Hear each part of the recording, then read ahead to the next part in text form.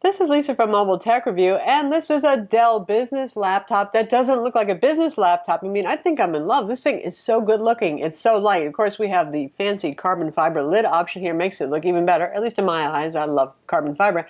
Anyway, this is the Dell Latitude 13 7370 model. Now, Dell makes Latitudes in 12, 13, and 14-inch sizes, and for the 12 and 13-inch there's also a 2-in-1 design. This is not the 2-in-1 design, but this is so small and so light. When I took it out of the box, I thought they had sent us the 12-inch one. In fact, this is the 13-inch model. It's sort of like the business counterpart to the Dell XPS 13, and we're going to look at it now.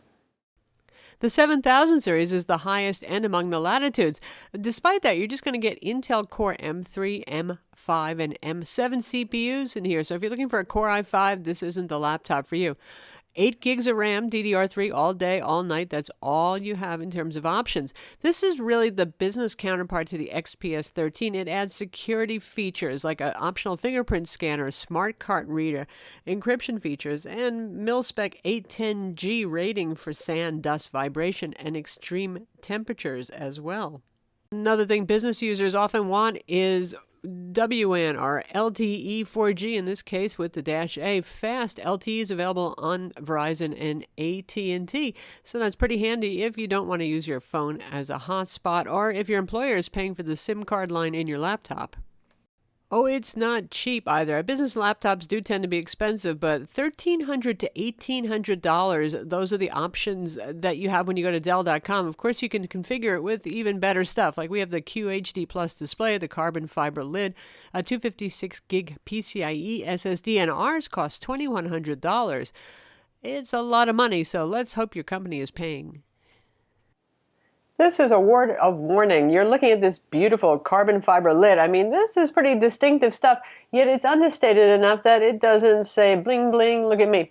And the Dell logo, in fact, disappears in most lighting. It looks kind of, well, black. It can reflect silver. It depends on the light. It's really nice, but before you get too excited, let me just tell you, this lid option is only available if you go for the Fancy Pants QHD Plus higher resolution display, which is, the display itself is going to set you back $350 additional dollars. If you want the display plus this lid, it's $420. So otherwise, you get a nice, tasteful aluminum silvery lid that's not unlike the Dell XPS 13. So just wanted to let you know before you fell in love with this look. The underside is black. This is a metal design here, and we've got this soft touch kind of, you know, rubbery, matches the carbon fiber look. It feels really nice. The lid feels super, super nice. Very silky, very soft. So it's nice. It's not slippery, certainly, in any way. It doesn't pick up fingerprints too much either, surprisingly. Often these kind of materials do. If you want to take the bottom off, Phillips head screws, simplicity, no Torx here. Isn't that nice? Business laptops tend to have the Phillips head because they figure you might upgrade it. And we'll talk about the internals and show you the internals later, but there's some upgradable stuff. The machine is very rigid. It feels very rugged. It may be really lightweight, but let me tell you, this thing is strong. It's every bit as rigid as the XPS 13. It has roughly the same footprint as the XPS 13 too. I mean, it really is petite. The XPS is just a little bit shorter over here. That's why you have a bigger area at the bottom of the display where the chin cam goes on the Latitude, but you get the idea. And thickness-wise, you know, they're both very skinny laptops. Ports don't exactly abound on this little guy, but the ones that you have are kind of really special and useful. 2 Thunderbolt 3/USB-C Gen 2 ports. You can see the little charging symbol right there. This is where you plug in the charger. It's a 45-watt USB-C compact charger. We have a micro HDMI port. Oh boy, don't we just love those. Well, probably you have a dongle sitting around, don't you? And if you do go for the 4G LTE option, this is where the SIM card would go, and you can get it with Verizon or with AT&T, the Snapdragon, aka Sierra Wireless module. And on this side, you get a micro SD card slot, handy for your smartphone, maybe not so much for your dedicated digital camera if you actually own one of those. Combo mic headphone jack and the lone USB 3.0 port, and that's your little lock slot right over there. And that's it for ports. Just like some ThinkPads, the model can lay flat on its back. Again, this is not the 2-in-1 convertible design, so that's as far as it goes, but for those of you who prefer these kind of simple gymnastics, shall we say, from a laptop, it does that. This is just a conventional laptop. The good news is we have the same nice kind of soft touch finish over the metal here. Again, it feels quite nice, and it doesn't pick up fingerprints too much. You actually get buttons on the trackpad. Gosh, I like that, and they're very nice. They're kind of nice, positive click. Doesn't take obscene amounts of effort. It's just good. So if you hate those kind of buttonless trackpads where the whole thing moves and your finger slides and you end up clicking on the wrong thing, well, you'll like that. And there's a nice little cutout over here too. It's pretty tactile. It's pretty good. It's a Microsoft Precision kind of trackpad. It works well. The keyboard here is backlit. The backlighting is on right now. In fact, though, it might be a little bit hard to see. It's backlit in white, and this is a better keyboard than the XPS 13. 1.5, a little bit more than 1.5 millimeters of key travel.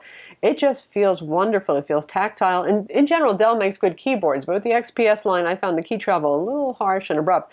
This is really nice to type on. So inside we have the same almost no bezel design as the XPS 13, and in fact the same display options. One difference is this has a kind of anti-glare coating on top, which is effective and actually looks quite good in indoor lighting, but in the studio bright lights here and in sunlight, you can see it giving it a kind of milky haze. You're only going to see this in bright light. If you're using it indoors, it's just going to look fantastic, and you'll appreciate the lack of glare.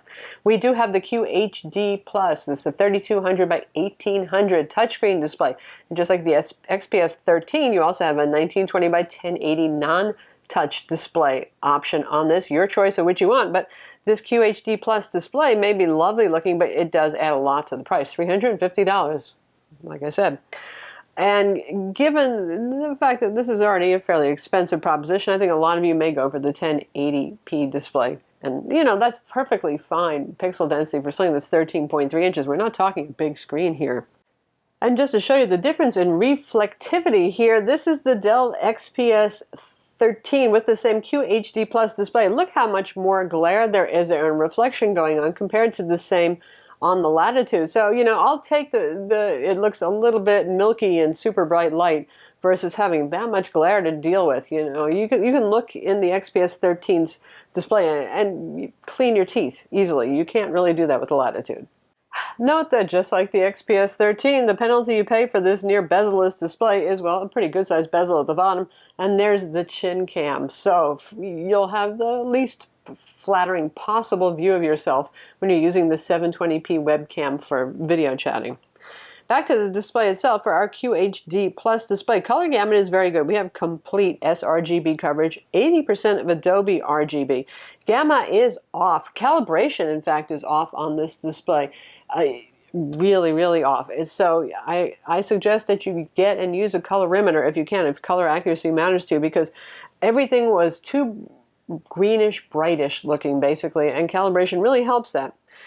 Anyway, gamma level 1.9, 2.2 would be desirable, so that's unusually far off. Sometimes we see 2.1 on laptops, but 1.9 is pretty far off. Again, calibration really helps with this.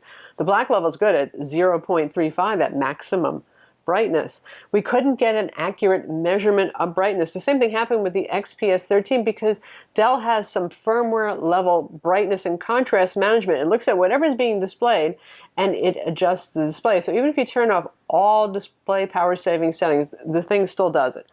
They claim 400 nits of brightness for the 1080p display, 350 nits for our QHD Plus, which eyeballing it, I'd say that looks like it's actually accurate, but we couldn't get accurate measurements.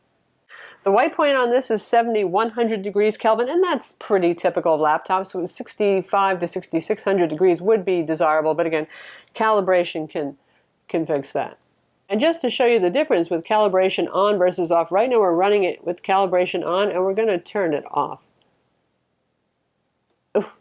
Now it kind of looks overexposed and harsh, doesn't it? This is how it looks out of the box, boys and girls. That's not so cool. So like I said, you know, you can get a colorimeter. It's a USB device with companion software, X-Rite, Spider 4 Pro, Spider 5 Pro. Those are some popular ones. You can run $100 or so, $125, and it's worth it for something like this, if you're working with graphics and photos, video production, that sort of thing.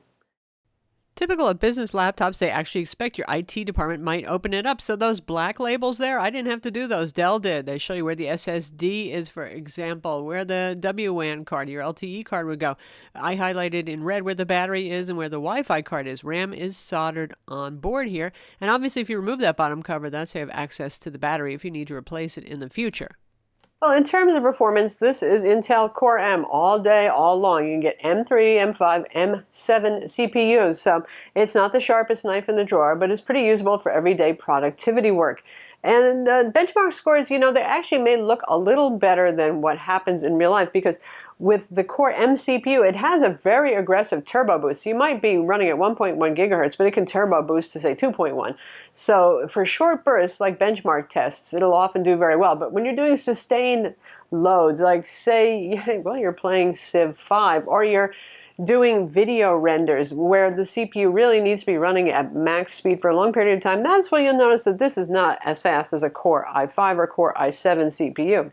Benchmark here, and this is with 8 gigs of RAM and a PCIe SSD versus the slower SATA 3 that's also available, 2468 in PCMark 8. Now usually we see, with the Core i5 system of otherwise similar specifications, something closer to around 3000.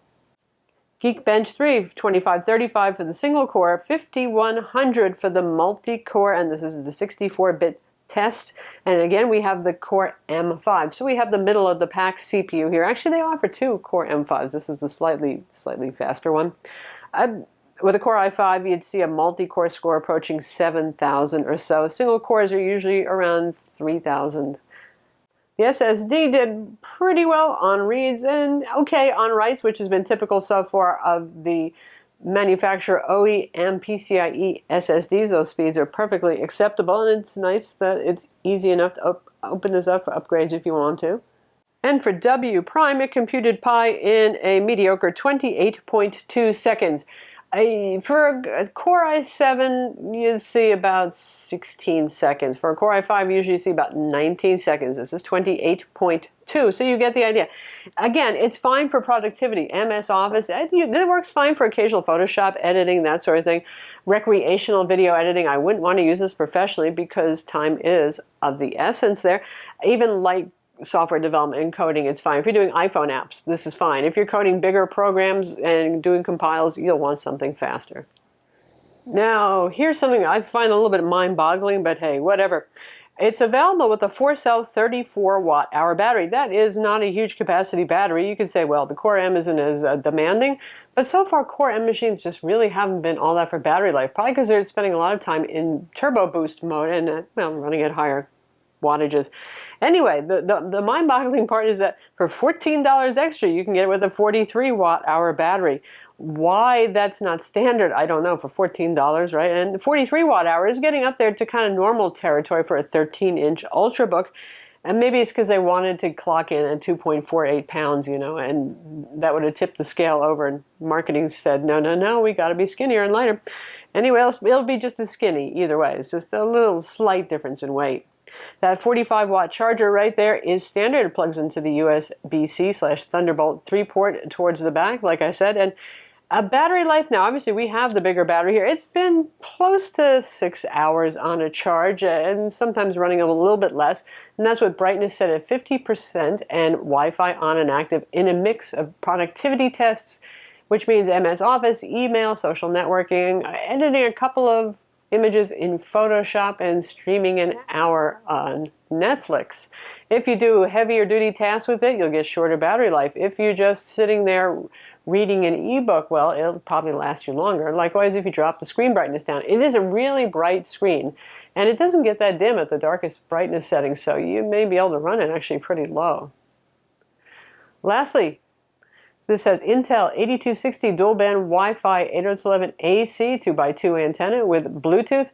Again, you can get the optional LTE-A module for Verizon or AT&T if you want. And if you want the smart card reader plus fingerprint scanner, they come bundled together. It's a whopping $21 additional.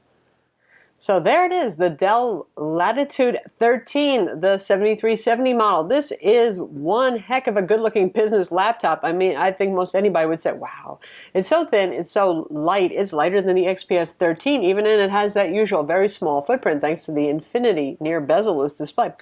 The only challenge is the price. It is expensive. Business laptops tend to cost more. Usually the business is buying it, not you. So there you have it. And businesses can cut deals, volume pricing, all that sort of thing. But anyway, if you're an individual looking to buy this, you're going to pay a pretty penny. Not that the XPS 13 is cheap either.